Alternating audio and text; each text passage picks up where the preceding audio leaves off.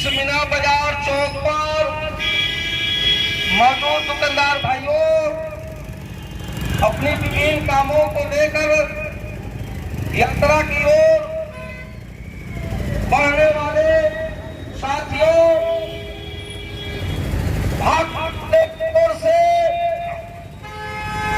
पद्मों बिहार यात्रा जिला पश्चिम चंपारण के महात्मा गांधी आश्रम से चलकर यहाँ आई है, जिसमें हमारी पार्टी के भाजपा माले के केंद्रीय कमेटी सदस्य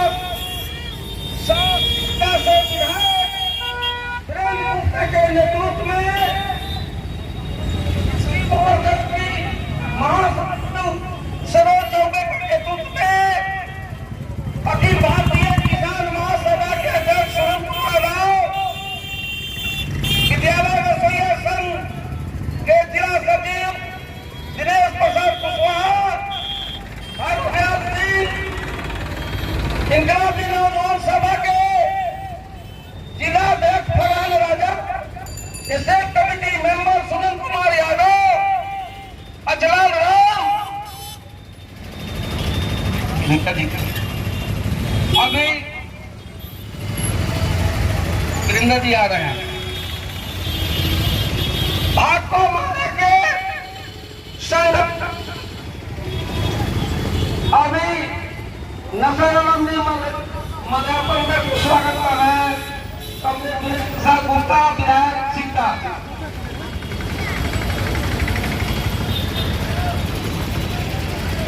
पत्तों की में शामिल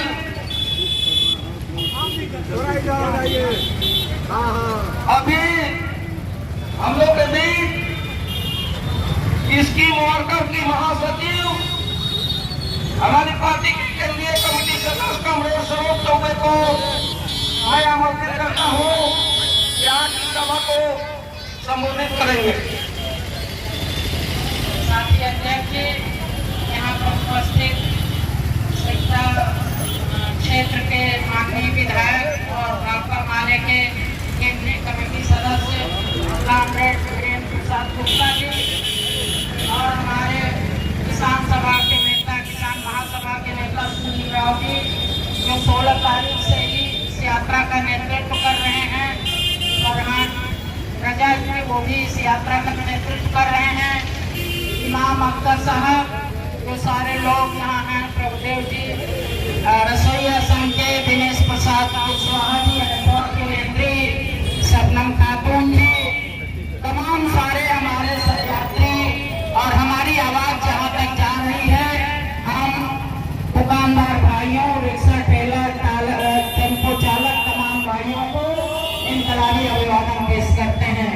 साथियों, 16 तारीख से ही यह यात्रा से चली है और 27 तारीख को पटना तक जाएगी। ऐसे ही यात्रा बिहार के अन्य 5 जगहों से निकली है।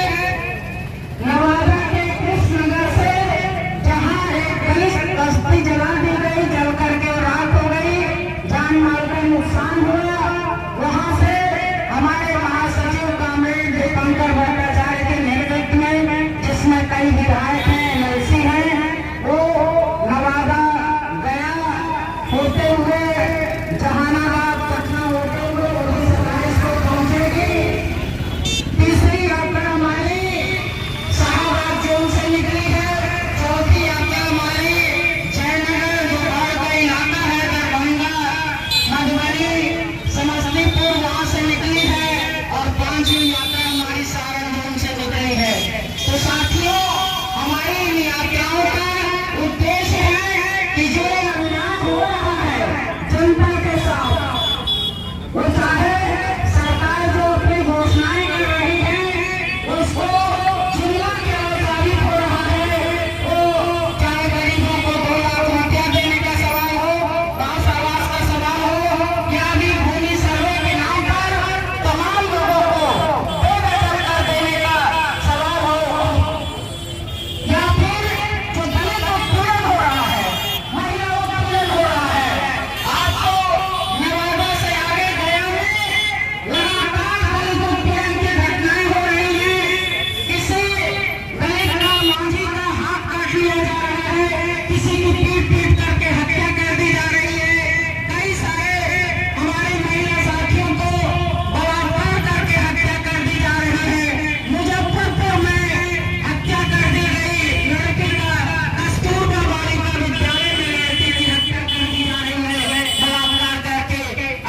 सिवान के महाराजगंज में एक दलित शिक्षक जो मूछ रखते थे, उनके अपराध हो गया तो मूछ क्यों रख रहे हैं, उनकी हत्या कर दी गई क्योंकि सामंतों के कहने पर उन्होंने अपना मूछ नहीं कटाया।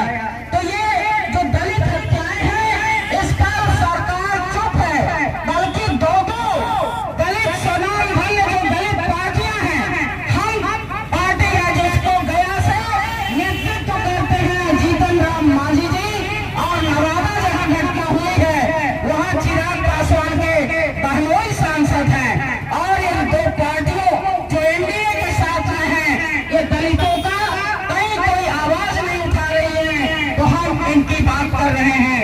साथियों, हम ये भी जो धार सुखाऊ का इलाका बना हुआ है वो उसका समाधान, अस्थायी समाधान सरकार नहीं करती है, तटबंध टूटते जाते हैं, समय पर उनका बांध की मरम्मत नहीं की जाती, तटबंध का मरम्मत नहीं किया जाता और फसल बर्बाद होती है, बाढ़ आती है, किसान तबाह होते हैं।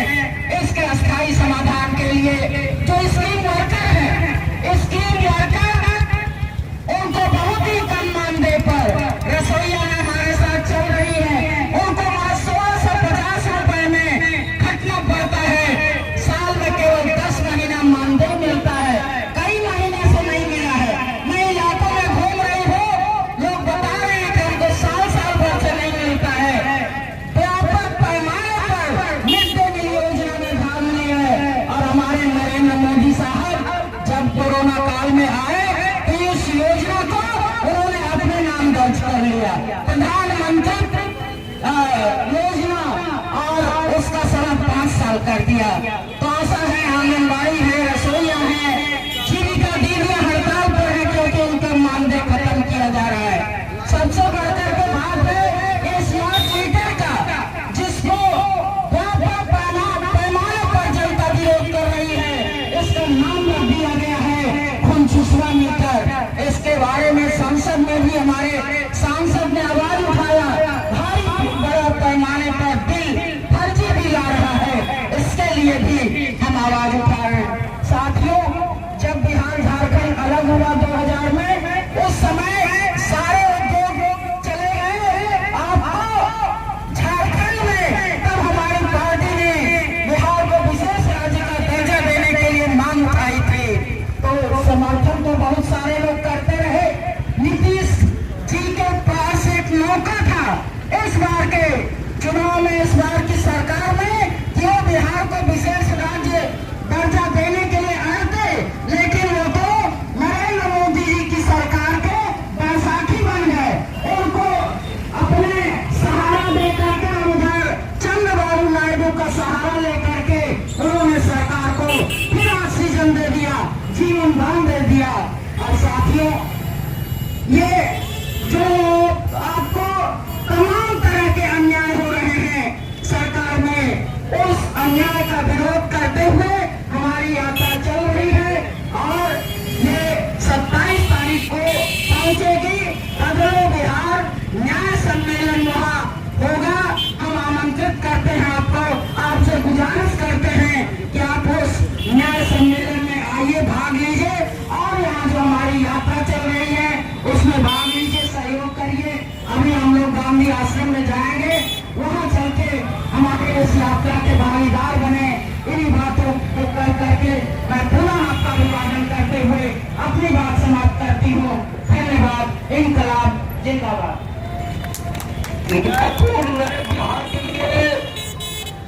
पश्चिम चंपारण गांधी आश्रम विगत 5 दिनों से चलकर विभिन्न चौक समारोह, बेतिया, नरकटिया का छपवा होते हुए जनता की आकांक्षा को सुनते हुए उनकी यहाँ जो यात्रा आई है, इस यात्रा के माध्यम से हम अपनी ओर से आमंत्रित करते हैं भाकपा माले के विधायक जो शिक्षक हैं कॉमरेड वीरेंद्र गुप्ता। अभी हम उनको सुनेंगे। वीरेंद्र गुप्ता।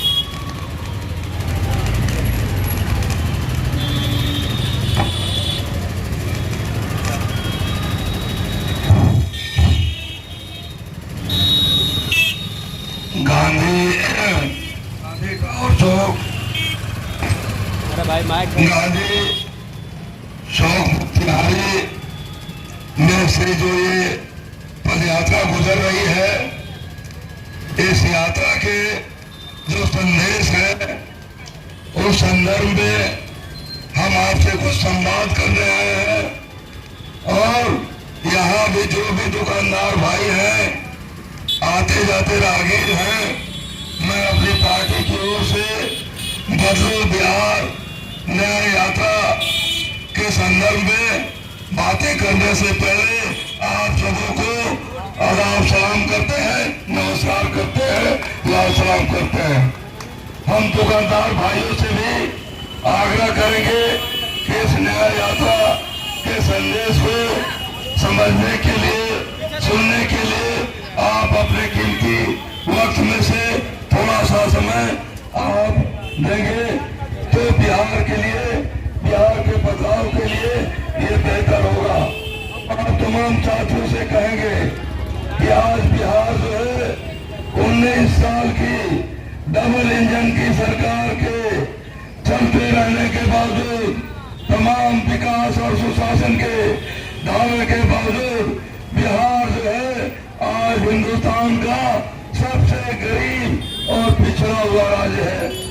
हम आपसे ये कहना चाहते हैं कि बिहार की ये बदहाली जो है वो कैसे खत्म होगी, इसके लिए बिहार के लोग परेशान हैं, बिहार के लोग बेचैन हैं।